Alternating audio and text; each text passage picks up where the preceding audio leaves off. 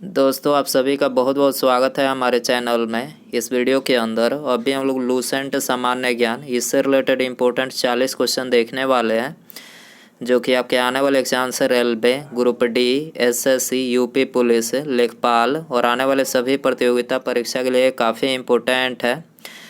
तो दोस्तों ये टोटल 40 जो क्वेश्चन है, आप इनमें से कितने क्वेश्चन जो है सही कर पाते हैं अपना स्कोर कमेंट बॉक्स में ज़रूर बताएं। और वीडियो पसंद आए तो वीडियो को लाइक, शेयर एंड चैनल पर नया है तो चैनल को सब्सक्राइब करके जो है बेल आइकन ज़रूर से ऑन कर दें। ठीक है, तो चलिए शुरू करते हैं। देखिए यहाँ पर हमारा पहला क्वेश्चन दिया गया है, भारत का राष्ट्रीय आय किसके द्वारा अनुमानित किया जाता है। तो देखिए भारत का जो राष्ट्रीय आय होता है तो ये केंद्रीय सांख्यिकी संगठन के द्वारा जो है अनुमानित किया जाता है। आपको याद रखना है किसके द्वारा, केंद्रीय सांख्यिकी संगठन के द्वारा भारत का राष्ट्रीय आय जो है अनुमानित किया जाता है। आंसर हो जाएगा सी। इसके अलावा यदि हम बात करें कि केंद्रीय सांख्यिकी संगठन इसकी स्थापना कब हुई थी, तो देखिए इसकी जो स्थापना हुई थी 2 मई सन 1951 को जो है इसकी स्थापना हुई थी। ठीक है, क्वेश्चन नंबर 2 है, निम्नलिखित में से किसकी नियुक्ति राष्ट्रपति द्वारा नहीं की जाती है। तो देखिए आपको इन चारों में बताना है कि इनमें से किसकी नियुक्ति जो है राष्ट्रपति द्वारा नहीं की जाती है।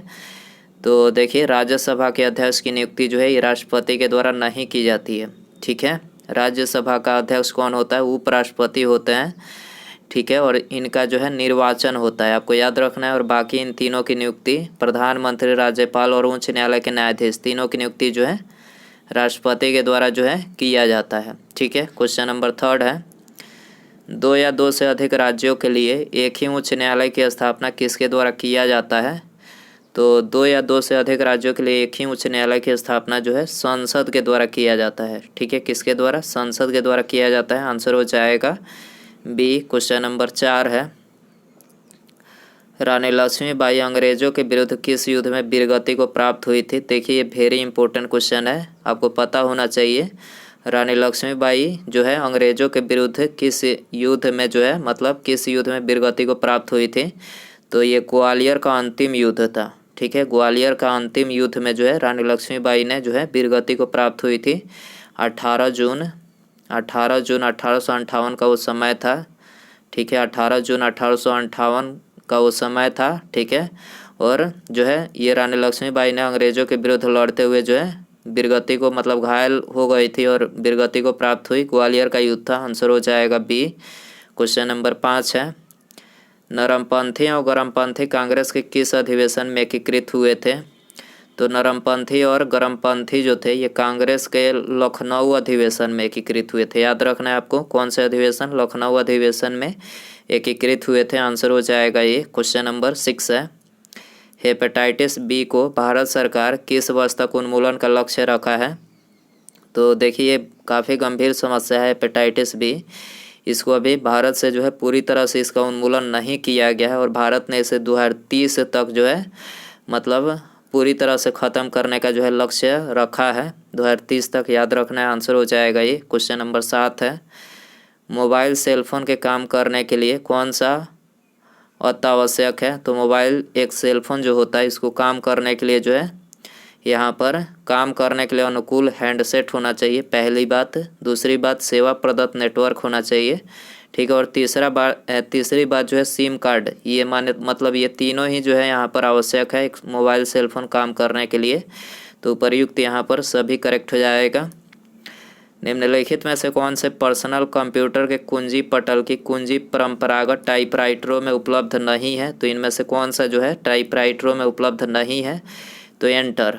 ठीक है, एंटर जो होता है ये टाइपराइटरों में जो है उपलब्ध नहीं होता है, याद रखना है। आंसर हो जाएगा सी। क्वेश्चन नंबर 9 है, निम्नलिखित शब्दों में से कौन सा शब्द इंटरनेट कार्यप्रणाली से संबंधित है। तो इंटरनेट कार्यप्रणाली से www ये संबंधित है, HTTP ये भी संबंधित है और ईमेल, तीनों यहाँ पर जो है इंटरनेट कार्यप्रणाली से संबंधित है। उपर्युक्त सभी यहाँ पर भी आंसर हो जाएगा। क्वेश्चन नंबर 10 है, किस रक्त वर्ग के व्यक्ति सर्वदाता यानी यूनिवर्सल डोनर कहलाते हैं। वेरी इंपॉर्टेंट क्वेश्चन है। यूनिवर्सल डोनर की बात करें तो वो, ठीक है, वो रक्त समूह वाले जो व्यक्ति होते हैं यूनिवर्सल डोनर कहलाते हैं। ये भी की बात करें तो इनको क्या बोला जाता है, सर्वग्राही। ठीक है, सर्वग्राही जो रक्त समूह वाले व्यक्ति होते हैं वो ग्रहण कर सकते हैं किसी भी ब्लड ग्रुप से रक्त। ठीक है, और सर्वदाता जो होते हैं ये अपना ब्लड किसी भी ब्लड ग्रुप वाले व्यक्ति को डोनेट कर सकते हैं। तो आपको मतलब आपको पता चल गया होगा कि यूनिवर्सल डोनर किसको बोला जाता है और सर्वग्राही, ठीक है। तो सर्वग्राही ए बी को बोला जाता है और ओ को जो है सर्वदाता, ठीक है, यूनिवर्सल डोनर। तने कटाई का प्रयोग निम्नलिखित में से किसे पुनः उगाने के लिए किया जाता है? तो तने कटाई का प्रयोग जो है गन्ना में किया जाता है पुनः उगाने के लिए। आपको पता ही होगा गन्ना को काट कर जो है पुनः उगाया जाता है, ठीक है। तो आंसर हो जाएगा डी। क्वेश्चन नंबर 12 है, शुष्क सेल यानी बैटरी में निम्नलिखित में से विद्युत अपघट्यों के रूप में किसका प्रयोग होता है? तो शुष्क सेल में विद्युत अपघट्यों के रूप में जो है ये प्रयोग होता है अमोनिया क्लोराइड और जिंक क्लोराइड का, ठीक है। अमोनिया क्लोराइड और जिंक क्लोराइड का शुष्क सेल यानी बैटरी में उपयोग होता है। आंसर हो जाएगा ये। क्वेश्चन नंबर 13 है, दूध के फटने पर कौन सा एसिड उत्पन्न होता है? दूध के फटने पर कौन सा एसिड उत्पन्न होता है? तो लैक्टिक एसिड, याद रखना है कौन सा एसिड, लैक्टिक एसिड जो है उत्पन्न होता है। इसके अलावा टार्ट्रिक एसिड की बात करें तो किस में पाया जाता है? इमली में, ठीक है। किस में पाया जाता है? इमली में पाया जाता है। एसिटिक एसिड की बात करें तो एसिटिक जो एसिड होता है तो ये किस में पाया जाता है? अचार और चटनी में, याद रखना है किस में? अचार और चटनी में पाया जाता है एसिटिक एसिड। टार्ट्रिक एसिड इमली में। दूध के फटने पर लैक्टिक एसिड उत्पन्न होता है, याद रखना है। संतरे निम्नलिखित में से किसके प्रबल स्रोत होते हैं? तो संतरे जो होते हैं ये कार्बोहाइड्रेट के जो है प्रबल स्रोत होते हैं। आंसर हो जाएगा ये। क्वेश्चन नंबर 15 है, निम्नलिखित में से कौन सा रोग मच्छरों से होने वाला रोग नहीं है? तो कौन सा रोग जो है इनमें से मच्छरों के द्वारा नहीं होता है?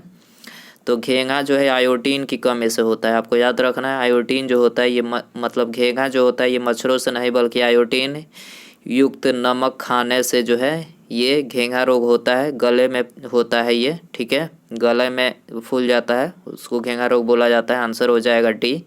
बाकी जो तीनों हैं डेंगू, बुखार, मलेरिया और फाइलेरियासिस, तीनों जो है ये मच्छरों के काटने से होता है, ठीक है। क्वेश्चन नंबर 16 है, दंत क्षय किसके कारण होता है? दंत क्षय किसके कारण होता है?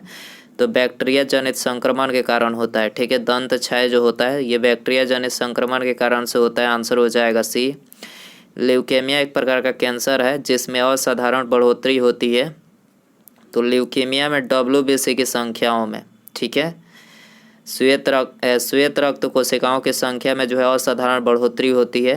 WBC की बात करें तो इसका जो जीवन काल होता है RBC की अपेक्षा ज़्यादा होता है, RBC की अपेक्षा कम होता है। 2 से 4 दिनों का जो है इसका जीवन काल होता है। RBC का जीवन काल जो है 100 से लेकर 120 दिनों का जो है इसका जीवन काल होता है, आपको याद रखना है। तो यहाँ पर WBC की संख्या में जो है असाधारण बढ़ोतरी होती है ल्यूकेमिया में, ठीक है। ल्यूकेमिया जो कि एक प्रकार का कैंसर है।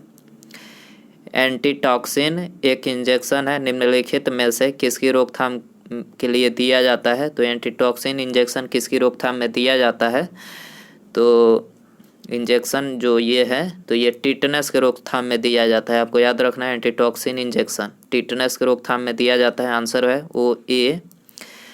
भारत की पहली रेलगाड़ी का नाम क्या था? तो भारत की पहली जो रेलगाड़ी थी उसका नाम था डेक्कन क्वीन। कौन सा था? डेक्कन क्वीन इसका नाम था। और भारत की जो पहली रेलगाड़ी थी वो कहाँ से कहाँ तक चलाई गई थी? तो मुंबई से जो है थाने के बीच चलाई गई थी और इसके द्वारा 34 किलोमीटर जो है पहली बार दूरी तय की गई थी। आपको याद रखना है। तो इस रेलगाड़ी का नाम था डेक्कन क्वीन, ठीक है। लोकसभा को भंग करने का अधिकार किसे है? लोकसभा को भंग करने का अधिकार जो है राष्ट्रपति को है। याद रखना है किसको है? राष्ट्रपति को है। आंसर हो जाएगा ये। भारत में PSLV पहली बार कब इस्तेमाल किया गया था? तो PSLV इसका फुल फॉर्म होता है पोलर सैटेलाइट लॉन्च व्हीकल। तो ये पहली बार कब इस्तेमाल किया गया था? तो ये 1994 में जो है पहली बार इस्तेमाल किया गया था। आंसर हो जाएगा बी। निम्नलिखित में से किसमें अपरंपरागत ऊर्जा स्रोत का उपयोग होता है? किसमें अपरंपरागत ऊर्जा स्रोत का उपयोग होता है? तो ये सौर लालटेन में, ठीक है। सौर लालटेन में जो है अपरंपरागत ऊर्जा स्रोत का जो है उपयोग होता है। तो आंसर हो जाएगा सी। गैल्वेनीकृत लौह चादरों पर किसकी परत चढ़ी होती है? गैल्वेनीकृत लौह चादरों पर किसकी परत चढ़ी होती है? तो ये जस्ता, ठीक है, जस्ता यानी जिंक की जो है परत चढ़ी होती है, तो आंसर हो जाएगा सी। दिलीप ट्रॉफी 2019-20 किस टीम ने जीता है? 2019-20 जो है किस टीम ने दिलीप ट्रॉफी जीता है? तो ये इंडिया रेड ने जीता है, ठीक है, इंडिया रेड ने जीता है, आंसर हो जाएगा ये। भारत में सर्वप्रथम किस मुसलमान आक्रमणकारी ने जजिया कर वसूला था? तो सबसे पहले जजिया कर जो है मोहम्मद बिन कासिम ने जो है वसूला था, और अंतिम रूप से जो है जजिया कर को समाप्त करने वाले भी यही शासक थे, मोहम्मद बिन कासिम ने ही अंतिम रूप से इसे भी समाप्त किया था। तो आपको याद रखना है, सर्वप्रथम जो है जजिया कर वसूलने वाले यही थे, मोहम्मद बिन कासिम, और अंतिम रूप से समाप्त करने वाले भी यही थे, तो आंसर हो जाएगा ये, ठीक है। मनुस्मृति मुख्यतः किससे संबंधित है? तो मनुस्मृति जो है ये समाज व्यवस्था से संबंधित है, ठीक है, तो आंसर हो जाएगा ऑप्शन ए। क्वेश्चन नंबर 27 है, खरीफ फसल की कटाई कब की जाती है? खरीफ फसल की कटाई कब की जाती है? तो ये अक्टूबर नवंबर में जो है इसकी कटाई की जाती है, ठीक है, तो आंसर हो जाएगा सी। क्वेश्चन नंबर 28 है, चंद्रमा पृथ्वी का एक चक्कर लगभग कितने दिनों में लगाता है? तो एक चक्कर जो है ये 28 दिनों में लगाता है, आपको याद रखना है 28 दिन, आंसर हो जाएगा बी। क्वेश्चन नंबर 29 है, भगत सिंह, राजगुरु और सुखदेव को कब फांसी दी गई थी? वेरी इंपॉर्टेंट क्वेश्चन है, भगत सिंह, राजगुरु और सुखदेव को जो फांसी दी गई थी 23 मार्च सन 1931 को, याद रखना है 23 मार्च सन 1931 को जो है फांसी दी गई थी, आंसर हो जाएगा ये। क्वेश्चन नंबर 30 है, स्वराज पार्टी की स्थापना किस आंदोलन के असफलता के बाद हुआ? देखिए दोस्तों, यदि आपको वीडियो पसंद आ रहा है तो प्लीज़ वीडियो को लाइक ज़रूर कीजिए, ठीक है, और यदि कोई भाई दोस्त या फिर कोई रिलेटिव आपके आने वाले गवर्नमेंट एग्जाम की तैयारी में लगे हुए हैं तो उनको भी ये वीडियो शेयर कर सकते हैं, ताकि उनकी भी कुछ हेल्प हो सके। तो वीडियो शेयर ज़रूर किया करें, और चैनल पर नया है तो चैनल को सब्सक्राइब कर लेना है, ठीक है। सब्सक्राइब करके जो एक बगल में घंटी का एक निशान आता होगा उसको बेल आइकन बोलते हैं, उसको ऑन जरूर कर लें, तभी जो है नोटिफिकेशन मिलेगा।